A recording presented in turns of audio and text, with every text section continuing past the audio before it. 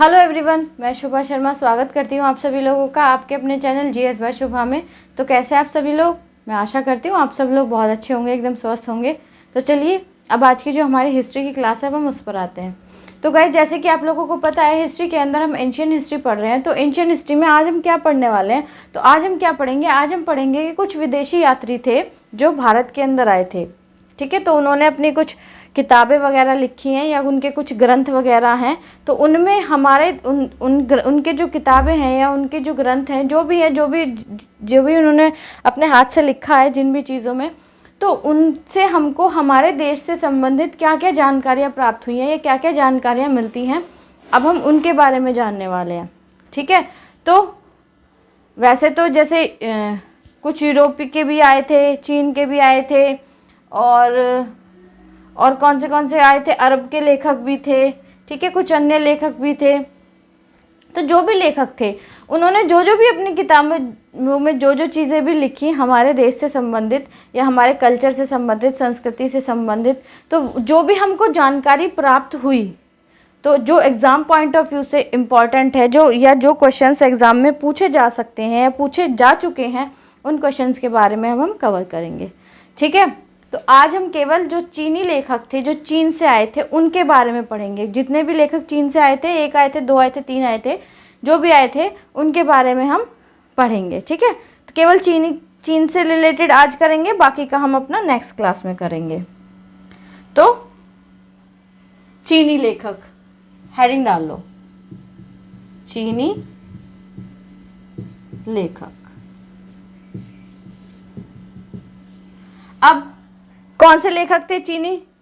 सबसे पहले थे फाहियान। कौन से थे? फाहियान थे।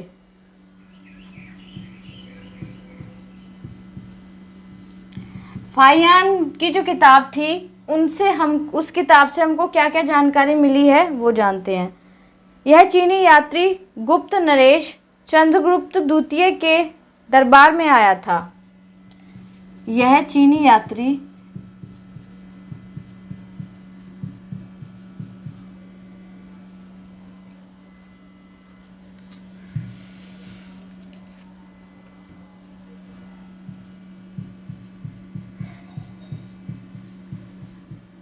गुप्त नरेश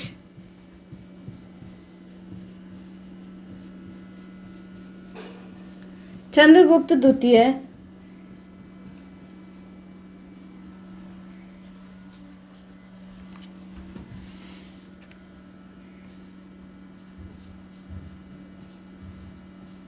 के दरबार में आया था।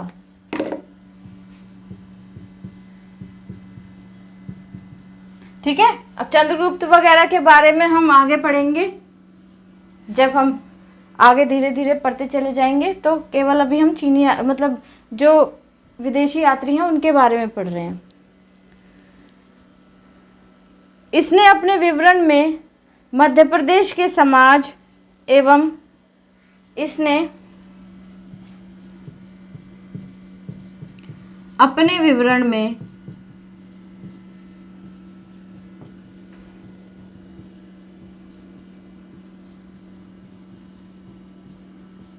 मध्य प्रदेश के समाज एवं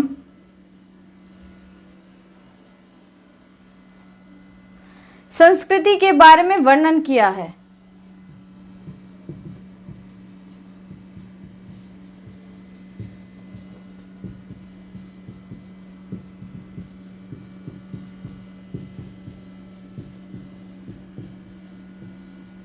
ठीक है, संस्कृति के बारे में वर्णन किया है। इसने मध्य प्रदेश की जनता को सुखी एवं समृद्ध बताया है। इसने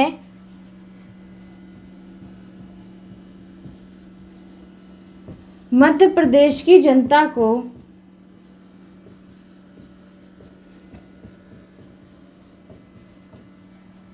सुखी एवं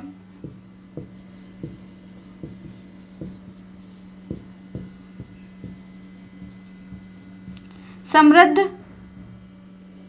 बताया है, क्या बताया है? सुखी एवं समृद्ध बताया है। यह 14 वर्षों तक भारत में रहा। यह जो लेखक था यह 14 वर्षों तक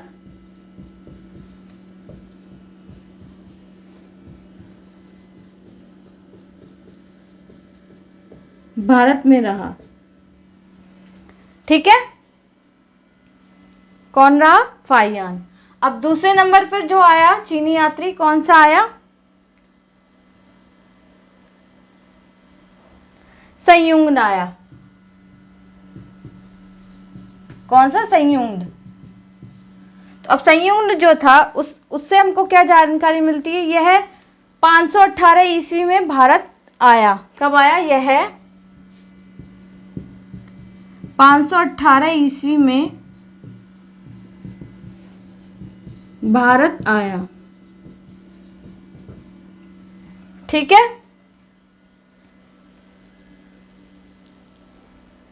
आगे है, इसने अपने 3 वर्षों की यात्रा में बौद्ध धर्म की इसने अपनी 3 वर्षों की यात्रा में 3 वर्षों की यात्रा में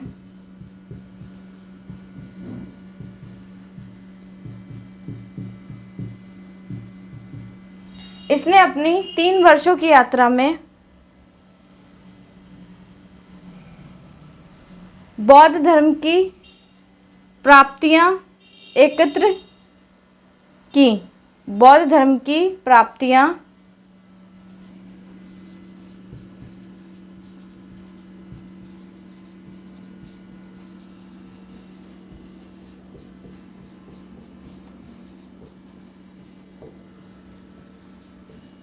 एकत्र की।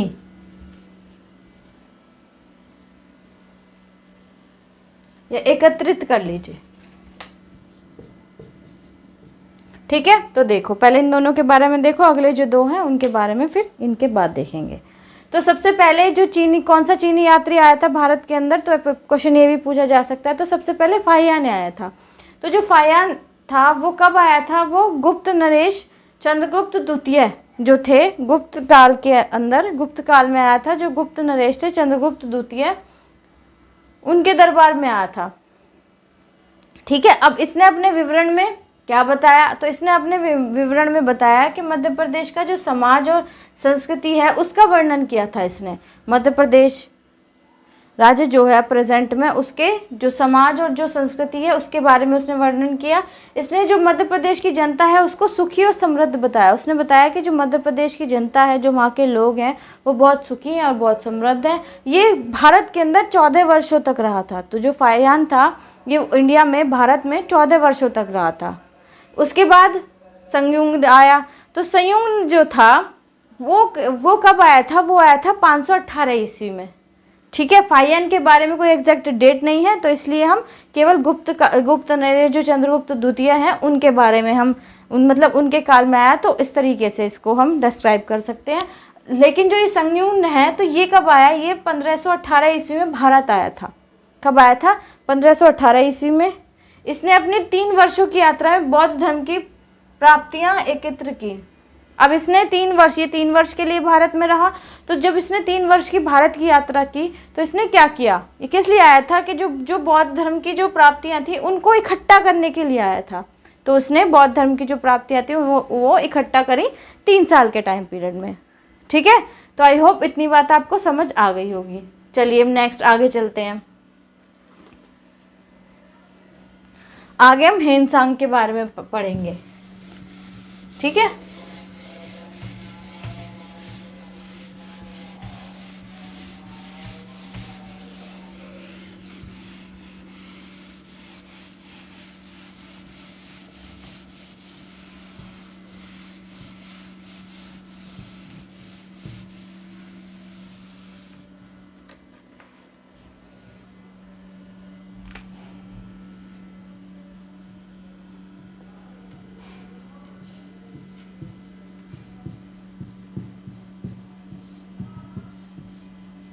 कौन सा आता है? हेनसांग। यह हर्षवर्धन के शासनकाल में भारत आया था। यह हर्षवर्धन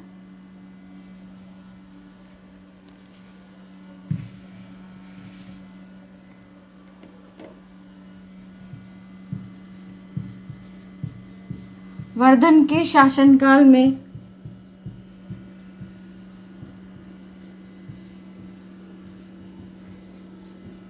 भारत आया था।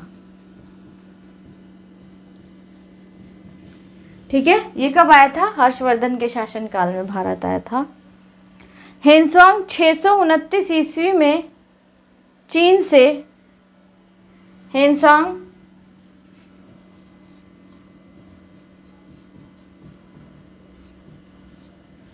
629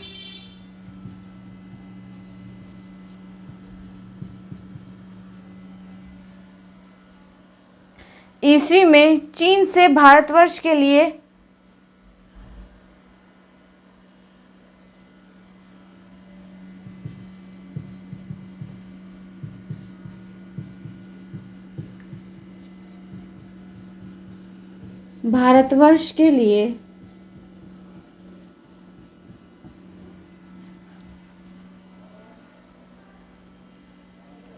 प्रस्थान किया और लगभग 1 वर्ष की यात्रा के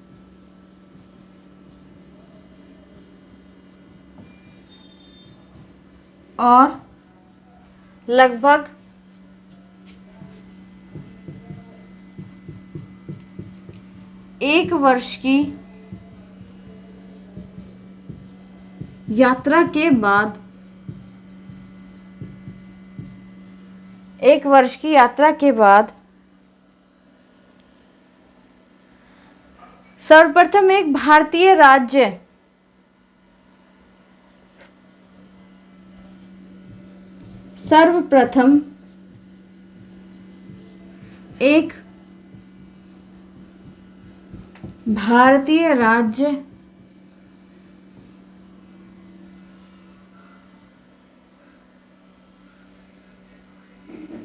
कपिशा पहुंचा।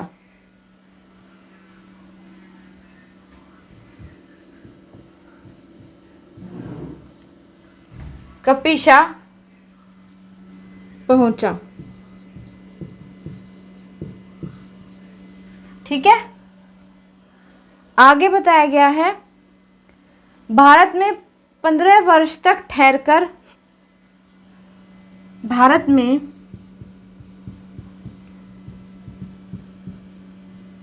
15 वर्ष तक ठहरकर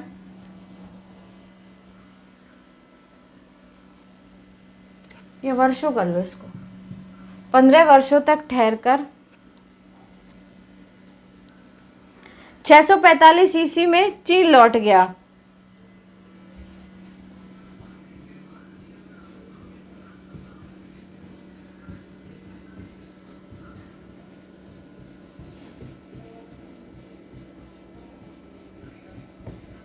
चीन लौट गया। यह बिहार में नालंदा जिले में स्थित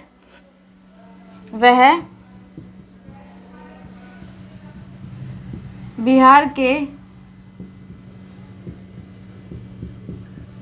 नालंदा जिले में स्थित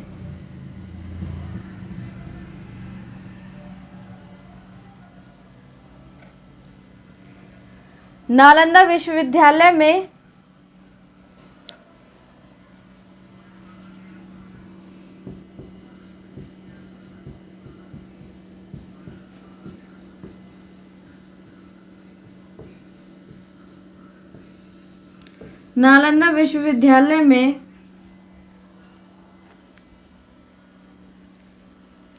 अध्ययन करने तथा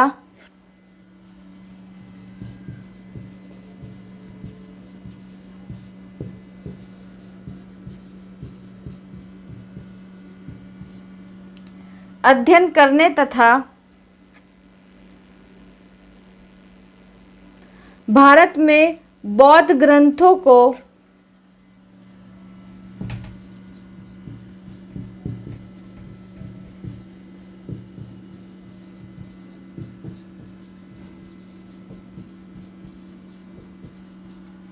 अध्ययन करने तथा भारत में बौद्ध ग्रंथों को एकत्र कर ले जाने के लिए आया था। एकत्र कर ले जाने के लिए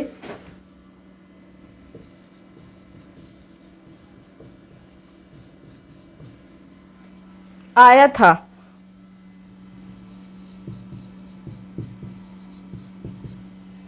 किस लिए आया था? ये जो बौद्ध ग्रंथ थे ना, उनको इकट्ठा करके चीन ले जाने के लिए आया था। ठीक है। इसका भ्रमण वृत्तांत सीयू की नाम से, इसका भ्रमण वृत्तांत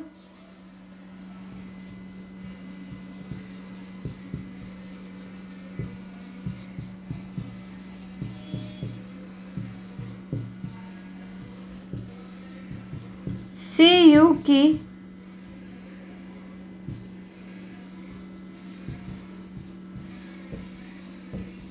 नाम से,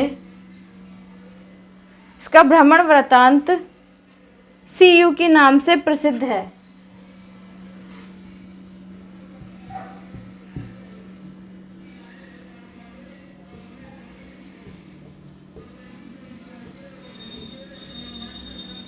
किससे प्रसिद्ध है? सीयू के नाम से प्रसिद्ध है,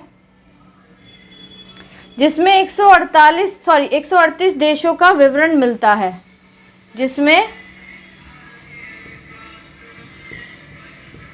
138 कंट्रीज,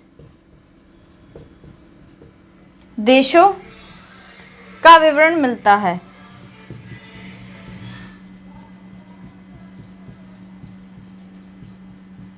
पहले इतना देख लो, अभी और है, वो इसको रब करने के बाद करवाऊंगी। तो हेनसांग जो था वो कब आया भारत में? तो यह हर्षवर्धन के शासनकाल में भारत आया। तो हर्षवर्धन जो थे उनके शासनकाल में हेनसांग कब आया? कहाँ आया था? भारत के अंदर आया था। हेनसांग 629 ईस्वी में चीन से भारतवर्ष के लिए प्रस्थान किया। अब हेनसांग जो है उसने क्या है, हेनसांग ने क्या किया? 629 ईस्वी में चीन से भारत के लिए प्रस्थान किया, मतलब चाइना से 629 ईस्वी में वो चला भारत के लिए। और लगभग 1 वर्ष की यात्रा के बाद सर्वप्रथम एक भारतीय राज्य कपीशा पहुंचा और लगभग 1 साल की उसने यात्रा करी। उसकी जो जर्नी थी वो 1 ईयर की थी। 1 ईयर की, 1 साल की जो यात्रा है, जो जर्नी है, वो कंप्लीट करने के बाद वो कौन से राज्य में पहुंचा? कपीशा नाम का एक राज्य था, वहां पर वो पहुंचा। कौन? हेनसांग पहुंचा। फिर अब भारत में 15 वर्ष तक ठहरकर, भारत में वो कितने वर्ष तक रहा, कितने साल तक रहा? तो वो 15 साल तक रहा। कब तक? 665 ईस्वी में वो चीन लौट गया फिर। ठीक है, फिर 15 साल तक रहा, फिर 645 में वो वापस चीन लौट गया, वापस चाइना लौट गया। अब आगे है इसमें, वह बिहार के नालंदा जिले में स्थित, अब बिहार के जो एक नालंदा नाम का जिला है, सबको ही पता है, उसमें क्या है? नालंदा विश्वविद्यालय है। तो नालंदा विश्वविद्यालय में अध्ययन करने वो किस लिए आया? उसने क्या किया? बिहार के अंदर जो नालंदा विश्वविद्यालय है, तो वहाँ पर उसने पढ़ाई करी, उसने अध्ययन करा। अध्ययन करने तथा भारत में बौद्ध ग्रंथों को एकत्र कर ले जाने के लिए आया था, वहाँ पर पढ़ने के लिए आया था। और भारत के अंदर जो भी बौद्ध ग्रंथ थे उनको चाइना ले जाने के लिए वो चाइना से इंडिया के अंदर आया था। इसका भ्रमण वृत्तांत सीयू के नाम से प्रसिद्ध है, जिसमें 138 देशों के विवरण मिलते हैं। अब जो घूमा था, इसका जो भ्रमण वृत्तांत है, मतलब इसने अपनी एक किताब है सीयू के नाम से, तो जिसमें 138 कंट्रीज के बारे में इसने जिक्र किया है, उनके बारे में इसने बताया है। ठीक है, अभी इसके बारे में और है, वो देखते हैं अब। ठीक है, स्पेस नहीं था ना, इसलिए अब इसको रब करके ना तब देख लेंगे।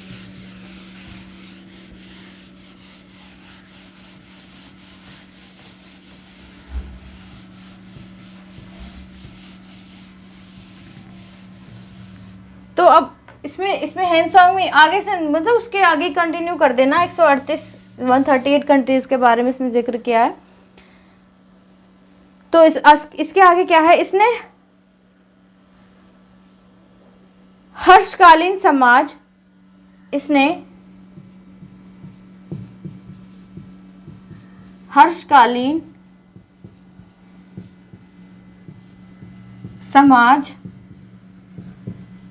हर्षवर्धन के काल का जो समाज है, हर्षकालीन समाज, धर्म तथा राजनीति के बारे में वर्णन किया है। समाज, धर्म तथा राजनीति के बारे में वर्णन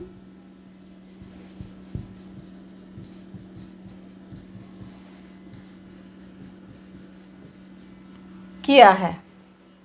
ठीक है,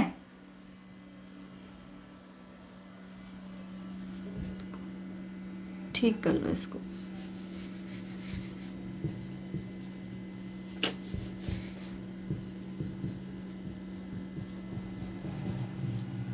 इसने वर्णन किया है। इसके अनुसार सिंध का राजा शूद्र था। अब इसके अकॉर्डिंग देखें तो इसके अनुसार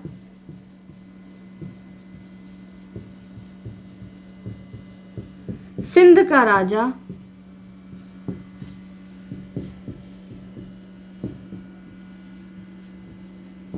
शूद्र था।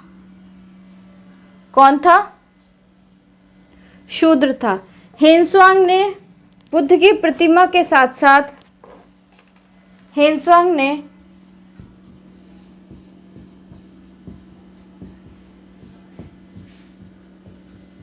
बुद्ध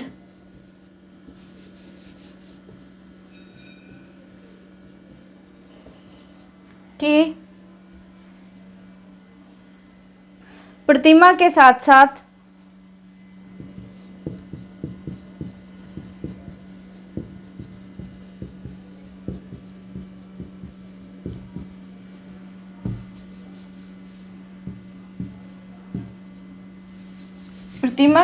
साथ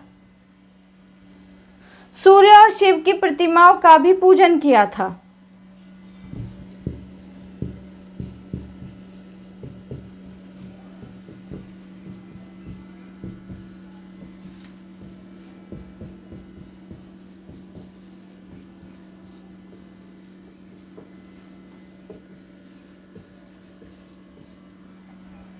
पूजन किया था।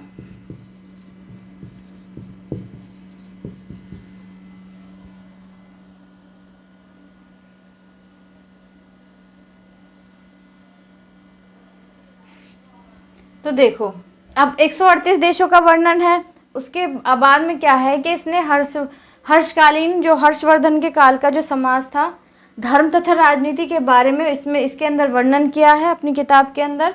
और इसके अनुसार उस टाइम पर जो सिंध का राजा था वो कौन था? वो शूद्र था। हेनसोंग से बुद्ध की प्रतिमा के साथ, जब जो हेनसोंग ने क्या किया, बुद्ध जो महात्मा बुद्ध थे उनकी जो प्रतिमा है उसकी पूजा के साथ साथ उसने सूर्य और शिव की प्रतिमा की भी पूजा की थी। किसने? हेनसोंग ने। तो आई होप हेनसोंग के बारे में आपको सारी जानकारी मिल चुकी होगी। चलिए अब चौथे चीनी लेखक के बारे में बात करते हैं, इत्सिंग के बारे में। तो चौथे नंबर के इत्सिंग है, 4 आए थे। ठीक है,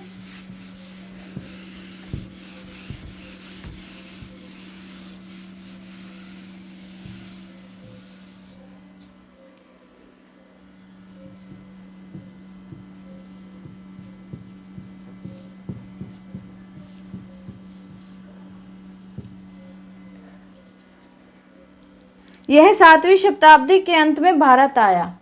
कौन? इत्सिंग जो होता है यह 7वीं शताब्दी के अंत में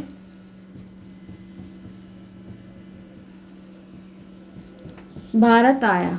कौन? इत्सिंग। इसने अपने विवरण में नालंदा विश्वविद्यालय, इसने अपने विवरण में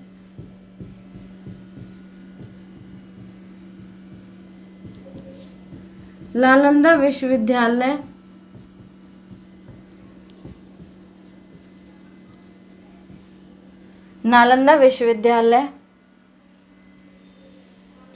विक्रमशिला विश्वविद्यालय,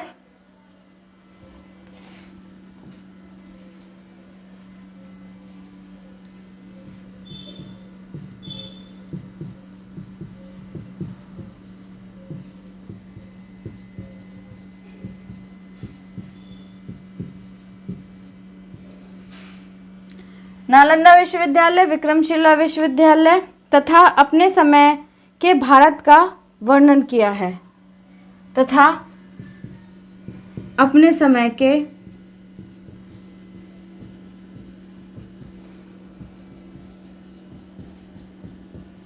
भारत का वर्णन किया है।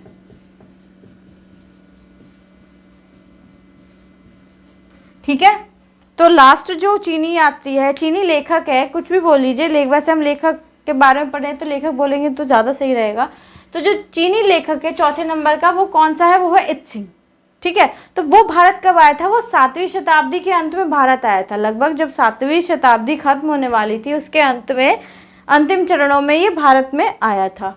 अब इसने अब जो विवरण किया है अपनी किताब में, या जो भी इसने लिखा है भारत के बारे में, तो इसने अपने विवरण में क्या बताया है? नालंदा विश्वविद्यालय हो गया, एक विक्रमशिला विश्वविद्यालय है, तथा अपने समय के भारत का वर्णन किया।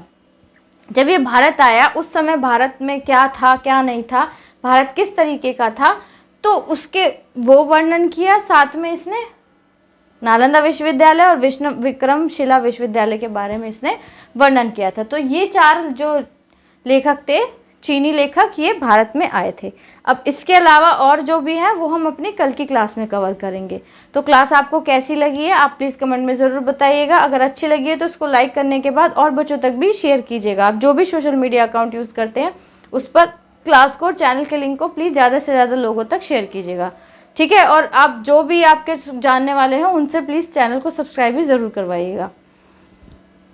अगर आप इस वीडियो को पहली बार देख रहे हैं, चैनल पर पहली बार आए हैं, वीडियो अगर अच्छी लग रही हो आपको तो प्लीज़ वीडियो को लाइक ज़रूर कीजिएगा और साथ में ही बेल आइकन को भी प्रेस कर दीजिएगा और चैनल को प्लीज़ ज़रूर सब्सक्राइब करिएगा। बेल आइकन को इसलिए क्योंकि वीडियो आपको पता है रिकॉर्डेड होती है, तो जब मैं वीडियो अपलोड करूँ तो आप लोगों तक नोटिफिकेशन आ जाए और आप लोग अपनी पढ़ाई को कंटिन्यू कर सकें। ठीक है, तो आज के लिए इतना ही है। अब मिलते हैं कल की क्लास में, बाकी जो है हम अपनी कल की क्लास में कवर कर लेंगे। तब तक के लिए थैंक यू वेरी मच।